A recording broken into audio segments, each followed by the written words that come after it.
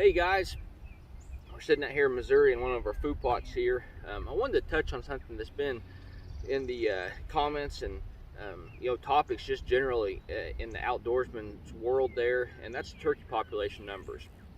I've been turkey hunting for I think going on 20 years now. Been extremely successful, with the archery gear and shotgun gear. But it was probably just been the last 10 years that I've really started focusing on management of turkeys. We've been extremely blessed, not really having to consider a whole lot of management aspects of things. But probably 11, 12 years ago, I started seeing some changes in numbers.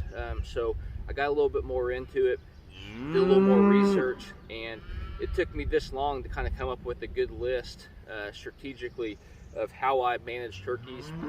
I wanted to run that by you guys.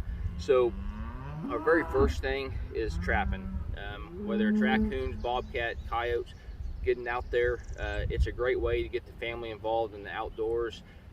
But those varmints, they'll come in there, they'll hammer those eggs, and then that doesn't even give the chance, the poults, the ability to even get going. So secondly, that's where you're getting into your coyotes and your bobcats. Once those poults have established, then again, you've still got predation heading your way with those critters there that'll chase those birds down and harvest them if they find them. Secondly is habitat and your food plots. As you guys can see, I do have some of the Analogic Pro clover. I've got some really good established clover here. We've been very lucky in rainfall this year. I'm gonna put some fertilizer on there and get the rest of it going. But giving these birds plenty of food out here, where they can have a safe spot to come in here, and they feel like they can get away from anything that comes into this food plot, give them a wide open spread, works out very well. I will touch on one thing that I know a lot of us can't really control, but it is a consideration if you've got the ability to at least communicate with either the person that you've leased the ground, or you're farming on, or you own it. You'll hear this every single year, and this is both turkeys and fawns, but when you start brush hogging, when you start cutting for hay, you're gonna hear it every single year. I went around the turkey nest, or I found the fawn, or maybe I ran over one of them. It's out of our control for the most part, but if you can time those cuts of hay, that's going to help out a lot. It's going to do two things.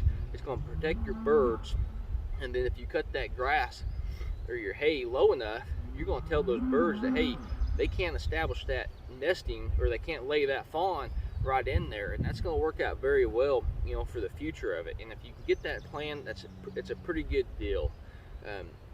And thirdly, I've got you got 3 and 4 here.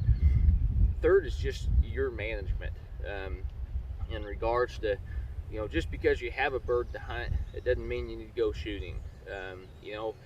I understand it's everybody's piece of the property. You've paid money, or you've done a lot of work on it, but the future relies on all of us to be able to control ourselves there on harvesting birds if we don't see fit. I'm going to give you a couple examples. I hunted, actually I didn't hunt at all in Kansas this year, just because we're trying to get those bird numbers back up. And then here in Missouri, I've got several pretty good sized pieces of property, including some small ones that are set up right for turkey numbers. And I've established some really good management aspects, trapping, for the predation, getting these food plots in there. And I've been out, quite a bit this year, and hunted, and I've had a lot of opportunities to harvest birds, but I elected not to. And then the fourth item is just communication with your neighbors. And neighbors being anybody that's leasing ground around you, farmers.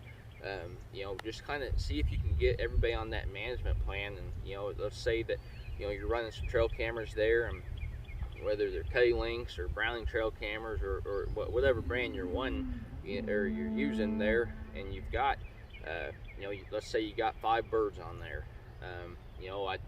I'd recommend maybe harvesting 2 of them.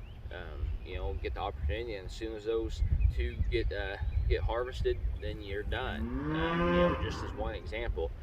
I'm not going to sit here and try to control what you do, but it is a very unique circumstance that we're in here, and we got to start learning from each other. So I'm sure you guys have got some great ideas that maybe you guys have been trying the last couple of years, or just, you know, however long it is, and I'd love to hear them. So if you can comment in the comment section, you know, I'd like to take those in consideration for myself as well. So we'll leave you guys at that. Like always, best of luck on your guys' upcoming hunting and fishing season.